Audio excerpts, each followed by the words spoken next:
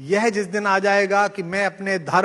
धर्म के प्रतीकों, अपने देवी देवताओं, अपनी पवित्र पुस्तक से पहले इस देश को मानूंगा, उस दिन देश में शांति आ जाएगी। और जब तक आप ये कहते रहेंगे नहीं साहब मेरा मजहब पहले है, मेरी किताब पहले है, तो भाई साहब झगड़ा तो यहां भी होगा और फजीता वहां भी होगा, जहां ज्यादा संख्या में, हर जगह फजीता होगा आपका। आपको ये मानना पड़ेगा कि इस हॉल में बैठे हुए लोग, करोड़ों लोग, अगर किसी दिन देश ये कहता है, ये मैंने पहले कह दिया तो विवाद हो गया था, एक बार फिर कर लेते हैं विवाद, क्या दिक्कत है। ये किसी दिन देश मुझसे ये कहे मैं सनातनी हूं जन्म से, जिसमें मेरा कोई प्रारब्ध नहीं है, माता पिता के संस्कार के कारण ब्राह्मण हूं, वेद शास्त्र भी पढ़ता हूं, बोलता भी हूं, एक दिन भारत मुझे बुलाकर कहे, सरकार बुला के कहे, व्यवस्था बुला के कहे, देश की पुकार बुलाकर कहे कि कुमार विश्वास अब अगले जीवन भर ये छोड़ना पड़ेगा सब कुछ और देश के लिए ऐसा हो जाना पड़ेगा,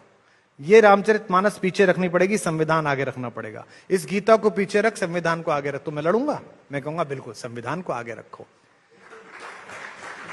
अब यही बात किसी और से कहवाइए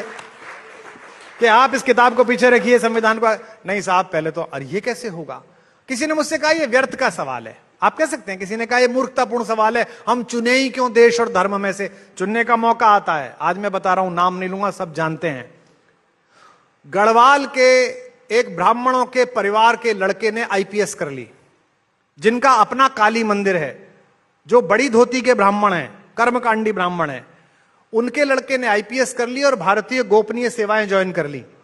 भारत ने उसे कहा कि भारत की रक्षा के लिए ये कोल्ड वार चल रहा है, पाकिस्तान चले जाओ, 6 साल वहां रहना है। भारत का वो लड़का इस्लाम के सारे कानून सीखकर सब कुछ कराकर विदेश चला गया। उसने नहीं कहा था धर्म मेरा पहले है, मैं काली की पूजा कैसे करूंगा, उसने नहीं कहा। आज कल तालियां बजा रहे हैं हम सब लोग धुरंधर के लिए, रणबीर सिंह की एक्टिंग देख के कि रणबीर सिंह चला गया और लोग उसे मिला रहे हैं किसी उससे। हमको पता नहीं है कि आज की तिथि में भी और पहले भी हिंदुस्तान के बहुत सारे बच्चे अपने माँ बाप पत्नी सबको दांव पे लगाकर दूसरे देश में गए ताकि देश के हित सुरक्षित हों। उन्होंने वहां जाकर नमाज पढ़ी है, उन्होंने जाकर वहां खादिम की सेवा करी है, उन्होंने जाकर रोजे रखे हैं, जाति के ब्राह्मण हैं, कुल देवी है, उनके रोजे रखे हुए दिखाने के लिए, क्योंकि उन्हें देश की चिंता है। वो किसी मजहब के खिलाफ नहीं है, वो वंदे मातरम सांस में गा रहे हैं, बाहर कुछ और बोल रहे हैं, अंदर वंदे मातरम चल रहा है। जिस दिन तक 150 करोड़ लोगों में यह भाव नहीं आएगा कि मेरा धर्म मेरे देश से पीछे है, मेरी पवित्र पुस्तक मेरे संविधान से पीछे है, उस दिन तक इस देश में एकता की बात मंचों से होंगी, आज तक से होंगी नहीं, और करनी है तो यहां पर लाना पड़ेगा।